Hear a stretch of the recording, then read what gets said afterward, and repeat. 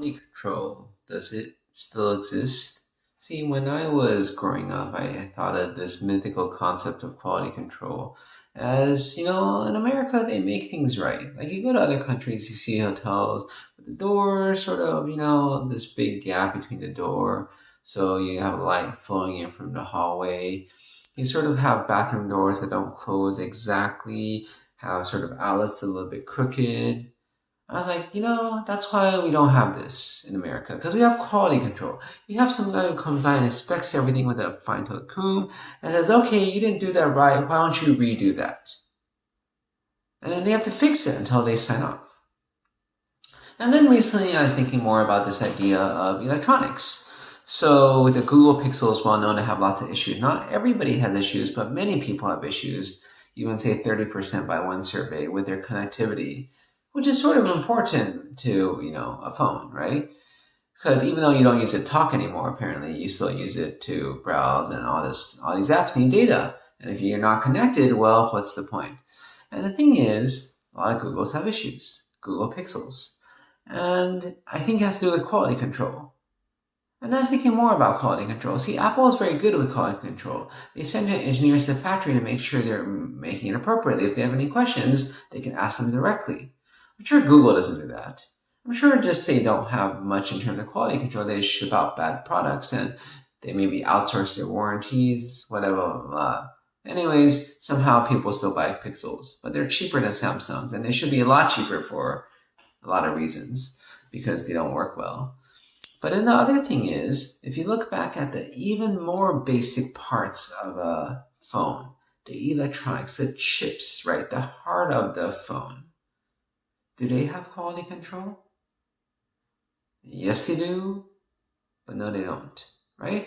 So when a manufacturer like Intel makes a chip, or AMD, it's a huge wafer. Then you cut it, right? You make them all through this process, right? You have a mask, and then you shine light, and so etches. So you have different patterns, and that determines how the light flows, or electrons, I guess, flows this or that way. But it's very, very fine details. We're talking about nanometers. Very, very tiny.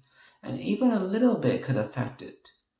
And so the thing is, when you run things at higher speeds, you may have more issues. If you run things at lower speeds, they may have some tolerance and be okay.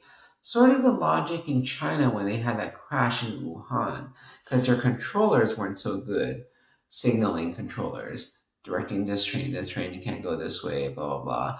So their solution was to run their high-speed trains slower, because that gives you more leeway.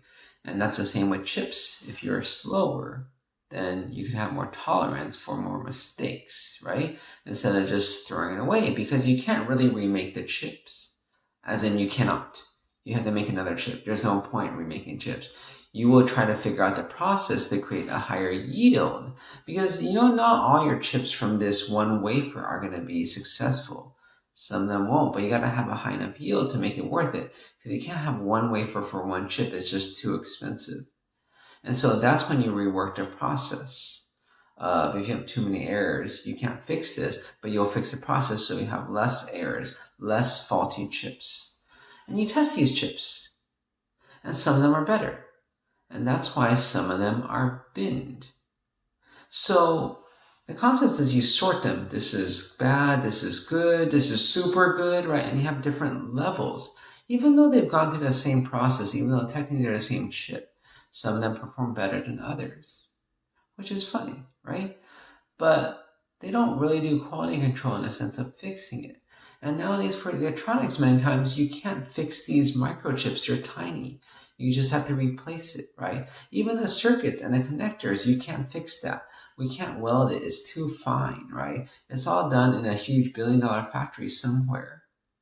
And so there is not quality control in the sense of fixing it. And so I think that goes back to the question of what quality control is, right? Is quality control just rejecting bad items and throw it away? Or is it fixing bad stuff so it's workable and usable? So for a vehicle, a very expensive car, quality control is making sure stuff works properly. If not, they're going to fix it, because you can fix almost anything in a car, assuming it's expensive enough, because it's worth it. But for electronics, quality control basically just means throwing it away, or selling it as a cheaper piece, or a defective piece, or whatever, right? I think that's a very interesting thing, right?